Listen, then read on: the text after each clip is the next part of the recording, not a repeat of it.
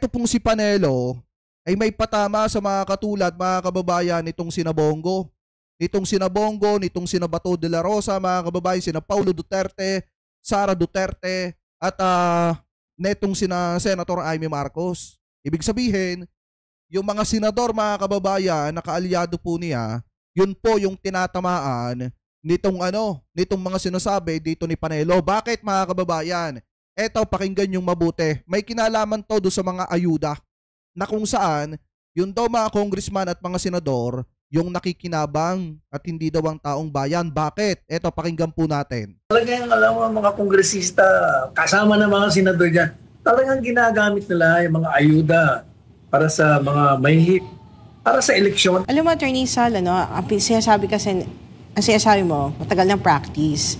Pero itong sinasabi ngayon ni Mayor Magalong, although napag-uusapan na ng maraming mga broadcaster, pero ngayon pa lang may isang kasi naglabas ng pahayag itong si Magalong, mga kababayan, about do sa 7-7. Yung 7 million sa AKAP, 7 million sa AIX, mga kababayan, at 7 million sa tupad para do sa mga congressman na sasama, mga kababayan, dito kina House Speaker Martin Romualdez. Ngayon, mga kababayan, sinakyan po yan nitong mga didishet katulad nitong sina Panelo. So ngayon, pakinggan nyo ito, mga kababayan. Ang nasa politika, public servant, ang nag-voice out talaga na ang practice na ito ay a form of corruption. Do you consider that a form of corruption? I will disagree na si Magalong lang. Matagal na yan, matagal na paulit. Talagang alam mo mga kongresista, kasama ng mga senador dyan, talagang ginagamit nila yung mga ayuda para sa mga mahihip, para sa eleksyon. Every election yan, mangyayari yan. Matagal ng story.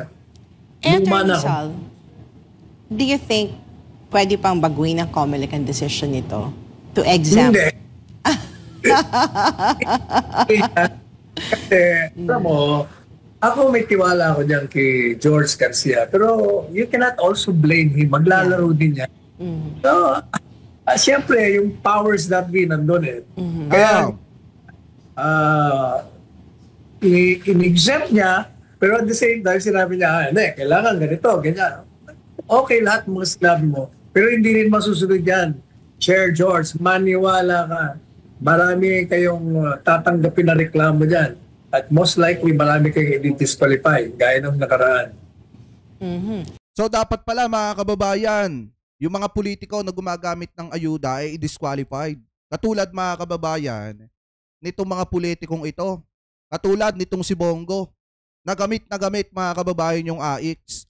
Alam nyo, maghuhugas kamay sila eh. Lalo na pag palapit na ng palapit ang eleksyon, mga kababayan. Diyan yung makikita kung paano sila maghugas kamay. Especially, mga kababayan, hindi lang si Bongo. Kung hindi, etong si Senator Amy Marcos, gamit na gamit din, mga kababayan, yung AIX. Alam niyo kung sino pa nga yung matitinding pumuna dyan sa mga ayuda, sila yung mas nakikinabang at gumagamit niya mga ayudang yan. Para ano? Para sa pansarili pong kapakanan. Hindi lang si Senator Amy Marcos. Kung hindi, pati itong si Senator Bato de la Rosa. Ayan o.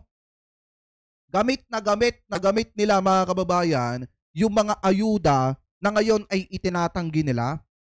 Di ba, mga kababayan? Kung titingnan nyo, pag nagsasalita sila, parang tutol na tutol sila dyan sa mga ayuda system na yan para sa kapakinabangan ng politiko. Pero kung titingnan natin, mga kababayan, gamit na gamit nila yung mga ayudang yan para sa pangsarili po nilang kapakanan. Para maitawid nila yung kanilang mga political career, mga kababayan. Para makasurvive sila sa darating na midterm election. At hindi lang yan. Hindi lang si Senator Bato de la Rosa yung gumagamit din yan. Kung hindi, pati, mga kababayan, eto, si Paulo Duterte. Kung makikita nyo, gamit na gamit naman niya yung tupad. Kung etong tatlo, mga kababayan, gamit na gamit ni Bongo, ni Senator Bato de la Rosa, ni Senator Amy, mga kababayan, yung AIX, si Paulo Duterte naman, gamit na gamit niya, mga kababayan, yung tupad. Ibig sabihin, yung mga sinasabi dito lahat ni Panelo, doon tumatama sa mga kaalyado niya.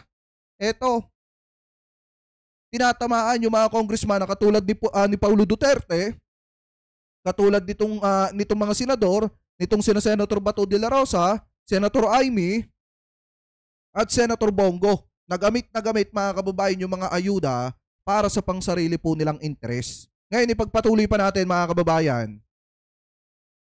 Kasi yun nga, kapag hindi sinunod yung may if clause doon sa pagpayag nila doon sa exemption ng spending ban Ay, Kuya Butato, may galab shoutout. Paki-subscribe po natin yan si Kuya Butato. sa pagbibigay ng ayuda, Attorney Sal, can it be a basis, Attorney Sal, for yung kandidato na namamahagi ng ayuda at talagang present doon, ma-disqualify if ever manalo sila?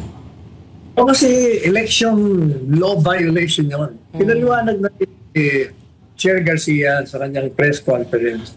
Ayan, ay merong kang administrative na, may criminal, sa criminal offense pa. Pwede kang in fact, at tandaan na mo si yung gobernador ng Albay, pati yung mayor, mag-asawa, na-disqualified doon lahat. Hindi nila yung patakaran sa pagpapamudmod ng mga ayuda galing sa gobyerno. At sila na-disqualified. Papansin ko lang maraming ayuda ngayong malapit ang halalan. Nung panahon ng grabe yung mga kalamidad, hindi ganito ka-rampant ang pamamahagi ng ayuda, Attorney Sal. I mean, hindi ganito ka-massive. Ngayon, mas makapal ang mga mukha eh. Lantaran talaga eh. Makakapal daw yung mga mukha ng mga politikong gumagamit ng ayuda, mga kababayan. Sino yung mga politikong makakapal ang mukha? Eto, si Bongo, si Senator Amy, si Bato de la Rosa, mga kababayan, at si Paulo Duterte. Kasi gamit na gamit nila, mga kababayan, yung mga ayuda katulad ng AIX na gamit, mga kababayan, ni Bongo at netong si Senator Amy at ni Bato de la Rosa. Alam nyo, dito nga ako natatawa kay Bato de la Rosa kasi ang lakas-lakas ng loob niya na punahin yung mga ayuda, mga kababayan, na ibinibigay daw. Tinanggalan ng pondo yung PhilHealth, mga kababayan, ng subsidy, yung PhilHealth, samantalang eto daw po mga AKAP, AIX, at etong tupad meron. Pero isa naman siya sa nakikinabang niyan. Ay ang lalaki ng mukha mo, Senator Bato de la Rosa, dito sa mga tarpulin. Tuwing mamamahagi ng AIX payout. Tapos ikaw pa yung isa sa pumupuna at naguhugas kamay. Pambihira naman. Eto, si Senator Amy, mga kababayan, isa siya sa nagsasalita pa sa entablado bago mamigay ng AIX payout. Tapos isa sila sa matitinding pumuna dun po sa mga ayuda. Anong sabi ni Panelo dyan? Yung mga ganyang klase ng politiko, mga kababayan, yan yung mga makakapalang muka. Ano po, ipagpatuloy pa natin. Ibinunto rin na Attorney Sal ni Mayor Magalong na hindi dapat makialam ang mga mambabatas sa pamamahagi ng ayuda na trabaho ito ng ahensya ng gobyerno at ang kanilang mandato ay gumawa ng batas. Bagay na hindi nangyari kaya Attorney Sal. Ito naman si Benji parang napaka-naib mo naman. Sabagay, nakakatulong yan sa re-election niya. Yung mga ganyang narrative, you think, Attorney Sal? Oo. Katulong sa kanya yun. And Attorney Sal, napagtanto din daw ni Magalong na kakaunti lang daw sa politiko ang sensero na magserbisyo sa bayan. Mas marami daw ang mga politiko na tumakbo dahil sa map o yung masarap ang posisyon. Masarap ang power at masarap ang pera. Sino ba ang map dyan, Attorney Sal, sa mga nasa gobyerno ngayon? Yung pananaw niya yan, hindi na rin bago yan. Given na yan, given.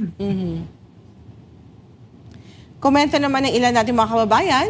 So ito, wala na to mga kababayan. Ngayon, maliwanag naman na yung mga makakapal daw, yung daw mga politiko makakapal ang mukha na gumagamit ng ayuda, pinapatamaan itong si Panelo. Pero ang tinatamaan dyan mga kababayan, walang iba, kung hindi si Bongo, si Senator Amy, si Bato de la Rosa, at etong sina Paulo Duterte. Kasi gamit na gamit nila mga kababayan, yung mga ayuda para sa kanilang pang-political career. Mga kababayan, para sa kanilang pangsariling kapakanan. Saan ka ba naman nagkatala bago mamigay ng AIX? Kailangan magsasalita muna yung mga politiko. Bago mamigay ng tupad, kailangan nakapront muna yung pagmumukha mga kababayan. Nakatarpulin pa.